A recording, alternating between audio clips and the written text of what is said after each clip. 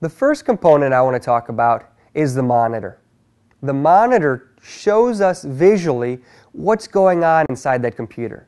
So if we're writing a letter or playing a game, we're going to see that letter or we're going to see that game on our monitor screen. The monitor is very similar to a television. It shows us visually what's happening. So as you can see, they're very, very important. Now, there's two basic types of monitors.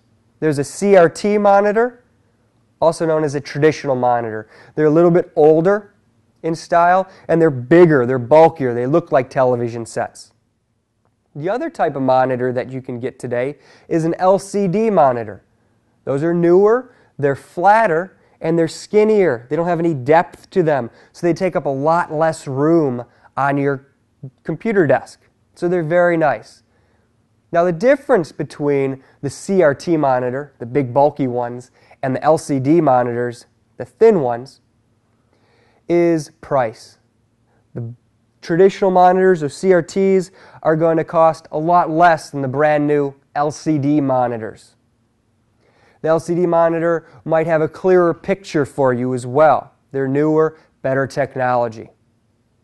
Now keep this in mind, whether you get a CRT, the traditional monitor, or the new LCD monitor, the bigger the screen, just like a television, the bigger the screen you get, the more expensive that monitor is going to be. Now monitors come in 15 inches, 17 inches, 19. I've even seen some 21-inch monitors. The 21-inch monitor is a lot more expensive than the 15-inch monitor. So when you're going to go to the computer store and pick out your computer, see which size you like. You're going to be looking at the computer screen every single time you use your computer. So it's very important to pick out a size that is easy on your eyes, that you're going to feel comfortable using. It's very important. Some people are comfortable with the 15-inch monitor. Some people are comfortable with the 21-inch monitor. All depends on preference. So go to the store, take a look at them, sit down on them. A lot of these computer stores, you can sit down and use the computers, use the monitors, see which one you like, and use that to determine what type of monitor you want.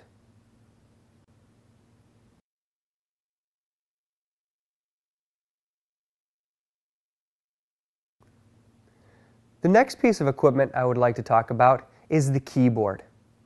The keyboard works very similar to a typewriter. The typewriter you use to input information onto a piece of paper, to type a letter, to type up a resume. Well, now you use a keyboard to input information into the computer. So if you're typing up a letter or typing up a resume on your computer, you will use that keyboard. Now, if you know how to type on a typewriter, you're set to type on a keyboard. The keys are pretty much in the same places. Now we're going to discuss the keyboard on a lot more depth in Basic Computers Part 2. Today, I just want you to know that a keyboard is known as an input device, so we can type and enter information into that computer.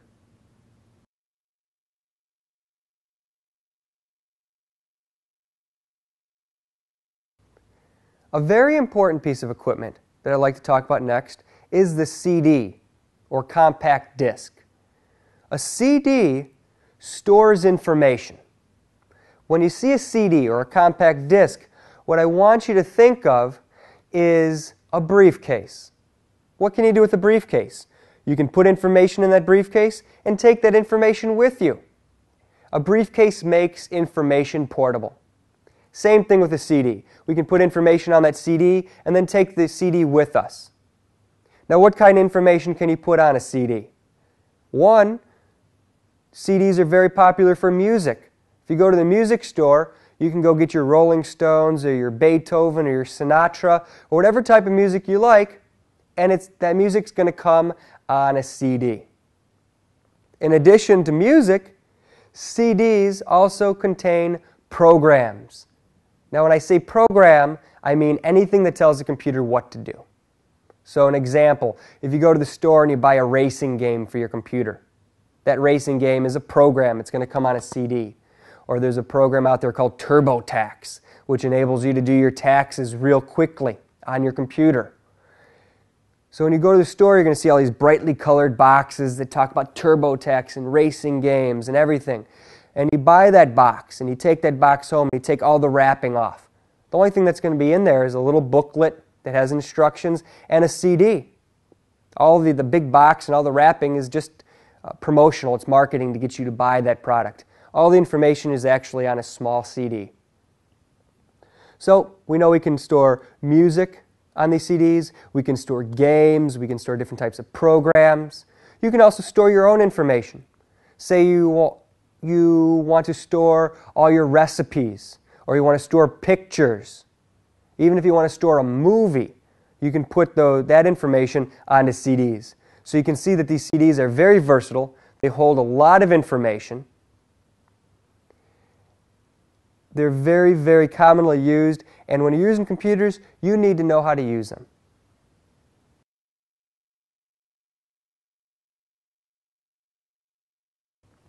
So how much information can a CD hold?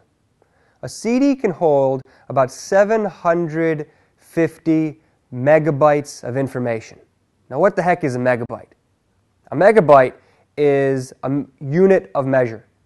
A megabyte can store a lot of information, and 750 megabytes can store a tremendous amount of information. So let's think of megabytes in a different way. A CD can hold about 30,000 pages of black and white text. That's a lot of information.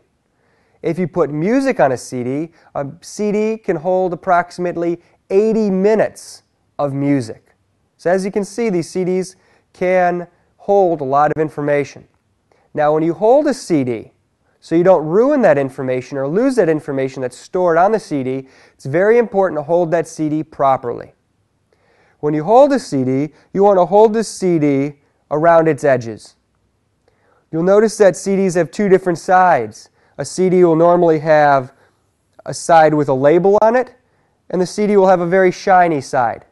You do not want to touch that shiny side, because if you touch the shiny side, you could get your fingerprints on it, you could smudge it with the oils of your fingers, or you could accidentally scratch that shiny side. And if you scratch or smudge this shiny side, the computer will no longer be able to read that information, and you may lose that information that's stored on the CD. So it is very important to understand how to hold the CD. Always